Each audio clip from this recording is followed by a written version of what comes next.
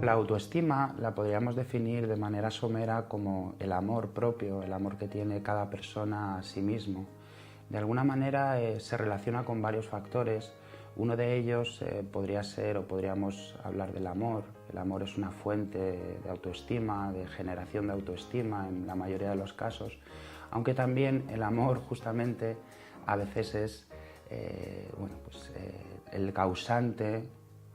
A veces el amor es el causante de esa pérdida de autoestima, ¿no? Sobre todo en los procesos de enamoramiento vemos como a veces uno mismo se pierde totalmente en el otro, ¿no?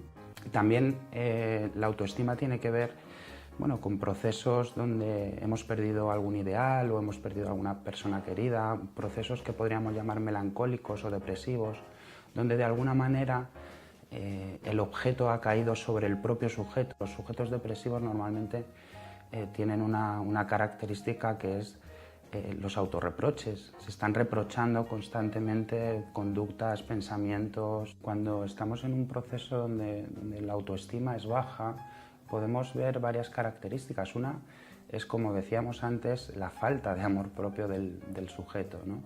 Otra característica es quizá esa desconfianza en el mundo, esa desconfianza en los otros, que de alguna manera es un reflejo de nuestra propia desconfianza. Y por otro lado también, de alguna manera, en la autoestima se juega también con cuestiones del pasado, ¿no? Todos tenemos ideales que son imposibles de cumplir y que a veces, si no gestionamos bien esos ideales imposibles de lograr, porque suelen ser ideales además suelen ser ideales que lo hemos construido en las épocas tempranas de la vida. Son ideales muy arraigados y son ideales que, como decíamos, al ser imposibles de cumplir, eso nos va a generar, de alguna manera, si solo nos centramos en eso, pues baja autoestima y algunas cuestiones más.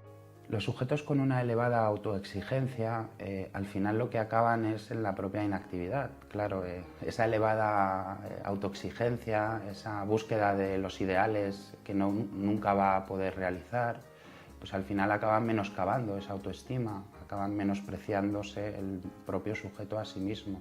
Ese muro que sería la falta de confianza frente, por ejemplo, a nuestras realizaciones, frente a nuestros propios deseos, inclusive, tendría que ser trabajada con psicoanálisis. Ese obstáculo que a veces no nos deja conseguir aquello que queremos, o inclusive que, aun consiguiendo aquello que queremos, no podemos disfrutarlo o no podemos de alguna manera reconocernos nuestra valía. De alguna manera se puede trabajar en psicoanálisis. La culpa inconsciente está muy ligada con la autoestima. Entonces, si no trabajamos esa culpa inconsciente, al final todo lo que hagamos en la realidad va a ser insuficiente. Es muy importante, sobre todo en las edades tempranas del niño, que a su alrededor no se genere una exigencia exagerada. Es muy importante que en el niño, a su alrededor, no se exagere esa exigencia. A veces padres, educadores, sobrevaloran esa exigencia y el niño de alguna manera cae en una falta de autoestima, porque nunca va a llegar a ese ideal que le plantean esos primeros educadores o esas primeras figuras familiares importantes para el niño. Vemos en la clínica a un adulto, ¿no?, que está hablando de su infancia y que realmente le está echando la culpa a varios factores de su infancia. Entonces tenemos que delimitar eso. Hay un trabajo actual que se puede hacer en terapia y que de alguna manera posibilita escaparnos de ese pasado, de esos ideales que al final, cuando nos comparamos con algo del pasado, siempre acabamos perdiendo, ¿no? También en estos sujetos donde están todo el rato comparándose con sus ideales, podemos ver que a veces tienen una gran ambición, van a querer ser o quieren ser personas importantes y lo que les falta es la capacidad de trabajo, que eso también es una de las fuentes que genera la baja autoestima. No poder realizar las cosas, pero realmente no le estamos poniendo trabajo en eso que deseamos. Si estoy siempre comparándome con el pasado, si estoy desconfiando de todo el mundo, si desconfío de mí mismo, la solución es una terapia psicoanalítica, un tratamiento psicoanalítico.